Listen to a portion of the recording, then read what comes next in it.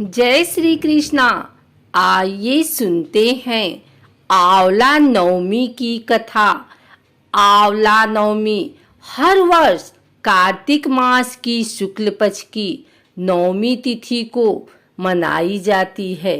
मान्यता है कि इस दिन से ही त्रेता युग का आरंभ हुआ था। इस पुण्य तिथि पर किया गया कोई भी धार्मिक कार्य जैसे दान, जप, तप, तर्पण, स्नान आदि, व्रत, पूजन आदि करने से अच्छे फल की प्राप्ति होती है। इस दिन आंवले के वृक्ष की पूजा और व्रत करने का विशेष महत्व है।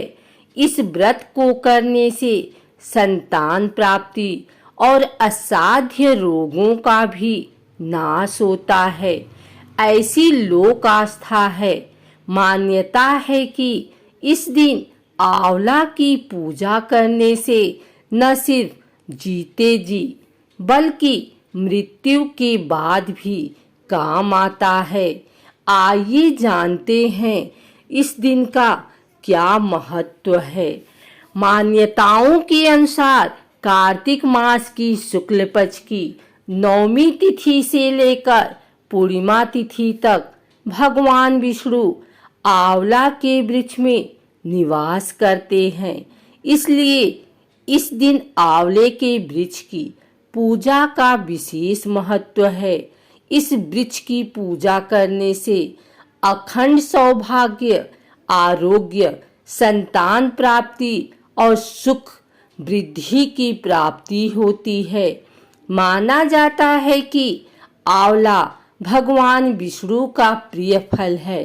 अक्षय नवमी की शास्त्रों में वही महत्व बताया गया है जो वैशाख मास की तृतीया यानी अक्षय तृतीया का है। आंवला नवमी को ही भगवान विष्णु ने कुष्मांडक राक्षस का अंत किया था।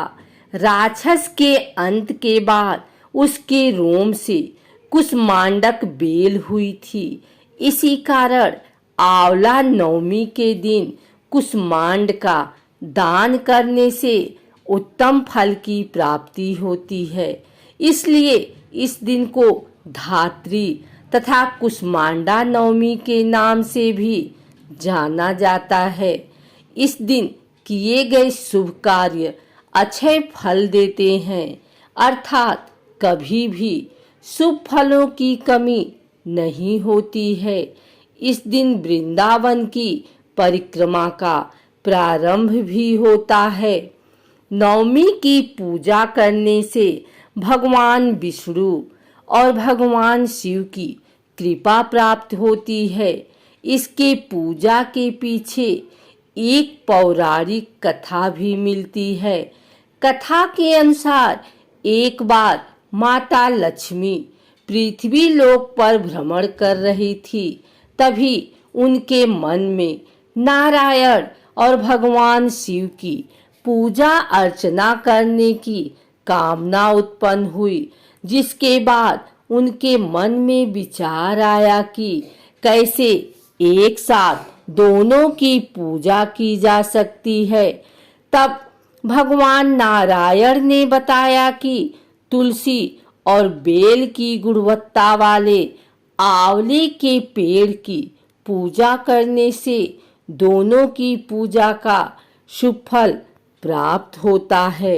विष्णु की बात सुनकर माता लक्ष्मी ने आंवले के वृक्ष की पूजा की।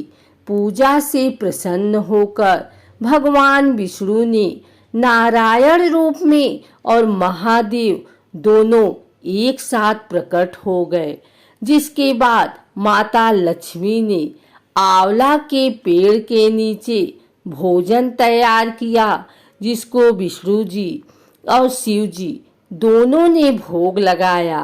तब माता लक्ष्मी ने कहा कि आंवला नवमी के दिन आंवले के वृक्ष की पूजा करने से मात्र सिर्फ शिव और नारायण की पूजा का शुभ फल मिलेगा, बल्कि लक्ष्मी और माँ पार्वती का भी आशीर्वाद प्राप्त होगा। यह व्रत लोगों को आरोग्य प्रदान करेगा और घर में सुख समृद्धि भी आएगी। इसलिए आंवला नवमी के दिन आंवले के वृक्ष की पूजा करना और इस वृक्ष के नीचे भोजन पकाकर गरीब व जरूरतमंद लोगों को खिलाने से अक्षय पुण्य की प्राप्ति होती है। एक अन्य कथा के अनुसार दक्षिण में स्थित विष्णु कांची राज्य के राजा जयसेन के इकलौते पुत्र का नाम मुकुंद देव था। एक बार राजकुमार मुकुंद देव जंगल में शिकार खेलने गए। तभी उनकी नजर व्यापारी कनकाधीप की पुत्री किशोरी के अतीव सौंदर्य पर पड़ी। वे उस पर मोहित हो गए। मुकुंद देव ने उससे विवाह करने की इच्छा प्रकट की। इस पर किशोरी ने कहा कि मेरे भाग्य में पति का सुख लिखा ही नहीं है। राज ज्योतिषी ने कहा है कि मेरे विवाह मंडप में बिजली गिरने से मेरे वर की तत्काल मृत्यु हो जाएगी। परंतु मुकुंद देव अपने प्रस्ताव पर अड़िग थे। उन्होंने अपने आराध्य देव सूर्य और किशोरी ने अपने आराध्य भगवान शंकर की आराधना की। भगवान शंकर ने किशोरी से भी सूर्य की आराधना करने को कहा। किशोरी गंगा तट पर सूर्य आराधना करने लगी। तभी विलोपी नामक दैत्य किशोरी पर झपटा तो सूर्यदेव ने उसे तत्काल भस्म कर दिया। सूर्यदेव ने किशोरी से कहा कि तुम कार्तिक शुक्ल नवमी को आंवले के वृक्ष के नीचे विवाह मंडप बनाकर मुकुंद देव से विवाह कर लो। दोनों ने मिलकर मंडप बनाया। अकस्मात बादल घिर आए और बिजली चमकने लगी। भावरे पड़ गई तो आकाश से बिजली मंडप की ओर गिरने लगी, लेकिन आंवले के वृक्ष ने उसे रोक लिया। इस कहानी के कारण आंवले के वृक्ष की पूजा होने लगी। हालांकि आंवले का वृक्ष औषधीय गुणों से परिपूर्ण होता है। आयुर्वेद में इसके अनेक गुण बताए गए हैं। इसलिए इसकी पूजा का तात्पर्य औषधीय वनस्पतियों का संरक्षण व प्रकृति का सम्मान करना भी है।